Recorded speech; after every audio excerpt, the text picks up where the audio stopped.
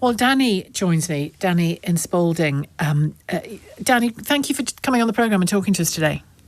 Hi, Sheila. It's great to be on. You contacted us just a few days ago, and your story seemed so emblematic, really, or illustrative of the situation that an awful lot of young people are in. So why don't you tell us your story? You're 24, you had a job, but you were made redundant.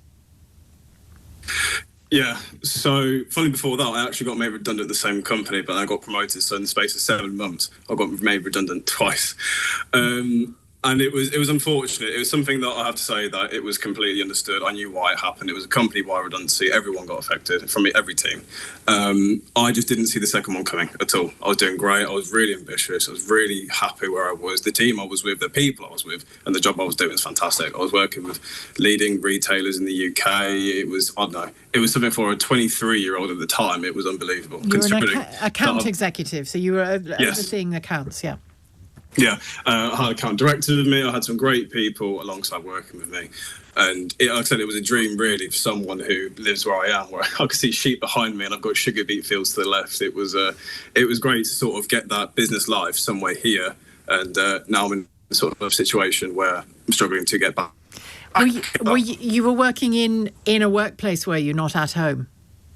Just out of interest? No, I was working remote. I was working from my house. You were working remotely, hence the sheep and the beet. Okay, just checking. So, made redundant for a second time. You've applied for hundreds of roles, haven't you? Yeah, so when it came to the year anniversary of when I got my notice and when I got made redundant, I sort of thought, let's take a look at how many roles I applied for. And at that time, it was 806. It was a bit of a, I know, it's sort of amount of times that people have said, like, I've asked them a question, how many jobs do you think I've applied for? And they say, I don't know, 60, 70. And when they tell the number, like you said, it really does paint that picture of how bad it is. And considering I've got great experience, I've got great numbers behind me, but I can't even get a job, let alone even a back-end job, just to even fund just myself. And you're a really good communicator. I can see that already just talking to you. And, you are, and it matters in work. So tell me what responses you've had. If any, so about over 500 I got either an automated response or a personal response. It was quite hard to detail that, but over 250 were completely ghosted. And that alone itself, exactly, it is eyebrow raising. Yeah, nothing at all. Nothing. And I think not even just the applications, sometimes in the conversations I have with recruiters, I'll get into the phone stage, I have a screening, and then as soon as they ask for where I live, I'll say, near Peterborough. And they say, okay, how close to Peterborough? I give my postcode, and then I think I've actually been ghosted literally as soon as I give out that information. They need their commission. It's their job. I completely understand. Why? What's wrong with your postcode? If you put it directly from maps to a certain area, it will not give the most direct and best route. So it will literally say, it will take you roughly 4 hours to get into London. But if I'm honest, the amount of times that I got into the office in London when I had to be there, which was, I was there probably once a week, sometimes even twice or thrice. And from my door to the office door, I sometimes got there quicker than the people in London because of transport for London. But from Peterborough to London, it's a 49-minute train journey. Yeah, it's a really good hub, Peterborough. Exactly. Honestly, it is fantastic. And what led me to the opportunities in the first place is because I could get into London quickly. 49 minutes, I was able to get some work done straight into King's Cross, and you're in the centre of London. It is fantastic. So when Keir Starmer used the term poverty of ambition today, and I'll be honest, I wasn't quite sure what that was what or who that was directed at. Yeah. Where do you think the poverty of ambition is? Because it's clearly not in you. No, I appreciate that. It's I think it's just that saying that some generations have where they think young people are lazy. Is that what is that how you hear that when he says that? I think honestly, not all the time, because I do try and surround myself with positive-minded people and people who are sort of up to date in this. I mean, I've got some great connections with people and great companies. Yeah. But when you talk about the majority, it's hard when people say young people are lazy and ambitious. Like, all I want is for my work to do something, to mean something.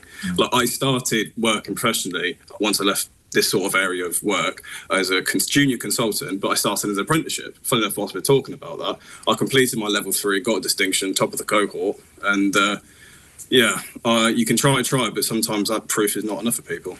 And when you have got feedback about why there isn't a job or it's gone to somebody else or whatever, what's your sense of what the business and economic picture is out there in your particular field? See, that's the tricky part, is because in the area I am, I worked in tech consulting in the retail area. I mean, I was doing some bits in fintech as well. And then I moved on to account executive in the retail area. So I am quite techie, I'm quite in the business area. And in these areas we're facing is hiring bans. Like, I had an offer at one place, it was a great consulting company, I had an offer, and for it to be rescinded really broke my heart. It was horrible. What's the reason for the hiring ban? Do you know? I think it's just the economy. It's hard. I mean, loads of companies have got this ambitious for AI, and I mean, even people itself. Loads of places are having redundancies. Well, you wonder, don't you? I mean, obviously every individual business will be different, but you wonder whether that pressure on employers to now pay increased employer national NI is a factor, and that as well, and minimum wage. I agree, because there's some people I talk to, of the recruiters, directors, and to create a job or create a role is harder than ever. You get some people in the older generation who say, "Oh, give them a good firm handshake. Go message the CEO directly, and you'll get the job straight away." But there was this one conversation I had with a director who was very generous to give him some time to me. He said, "You can impress as many people as you want, like you have with myself.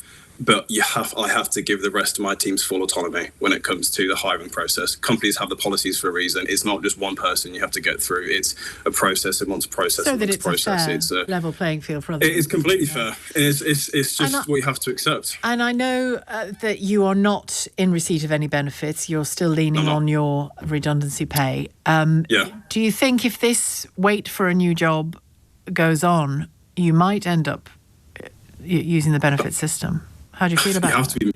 You have to be mature. I mean, to be fair, I've not been really open with this with a lot of my family, a lot of my friends. I mean, my girlfriend, she's been brilliant throughout it, and she's been really helpful, which it's good to have the shoulder to sort of talk to and have someone there. But having to admit that I might need to go on benefits is quite hard for me. It's sort of is it a defeat? Is it like, I've worked so hard, like since I was 16, I started working I started working when I was at Mackey's at 16. I loved working. I loved doing stuff. And it is hard to accept that I might need to go into there and receive benefits. Gosh, so you've been working for nearly for a decade, pretty much, haven't you? Yeah. From Mackey's, and I was promoted to crew trainer. Oh no, I love it. Then I worked somewhere local as a HR associate for a bit, and then that's when I moved into the professional area for an apprenticeship. And it was that apprenticeship that really did get me into that area. But now, even apprenticeships, they just seem to be sort of... Yeah, and it seems to me that, that the arc of your working life, you're very young still, obviously, but the arc of your working life it's a success story, isn't it? Forget politics for a second. It's a success story. This is a young lad who got himself going, got some qualifications he needed, clearly has great, you have a great manner about you, if I may say. And thank you. You do. And that matters enormously in life, not just in the workplace, but in life. And yet, you're just starting to... how do you feel about the possibility of benefits? I mean, you've given us a hint of how you feel about it. It's one end is, am I accepting defeat, or is the other part of it is I have put my money for a while now into the pot. I'm just as right to take some from the pot. It's hard sometimes to accept, but I don't know if it's a pride, ego, but it is hard. It's difficult. And have you, obviously you're not in receipt of benefits at the moment, so you won't be using job seekers and that kind of thing, but you are a job seeker. And you're clearly committed to finding a job. Do you think that by going on benefits, you might get extra help in that process, or do you think you've got it? Do you think you understand what you need to do without any extra help? Yeah, I think, to be fair, when I spoke to families, extended family, they try and offer their help, and I'm so grateful for it. But at the same time, they're like, what are we saying? I mean, look at the numbers, look at the data behind you. I've applied from literal administrator to receptionist all the way to the jobs that I'm in now, and I still can't get anything. And those 806 So roles you're at the time. you're trying lots of different Everything. roles, yeah. Everything. Not just the same. From honestly, even different industries that I'm not used to, junior roles into that. And if I can't even get myself into an interview for an administrator role, what help is there? Well, listen, Danny, I mean, I haven't got a job to offer you, but you have, you have a great spirit about you, and you've got brains, clearly, and you've you do, and you've got a lot of courage, and that will see you through. So whatever happens in the next 6 months, and however difficult it might feel, you've got the qualities it takes. I appreciate that. I feel a bit like I'm on Britain's Got Talent. You've got, you're through to the judges' houses. Yeah, no. Oh, brilliant. You're definitely through to the judges' house. No, you've got those qualities, and you'll be fine. But I guess it's tough at the moment for sure. Thank you so much for contacting us, Danny, and talking to us today. No, thank you very much. That's a pleasure. What a great young lad.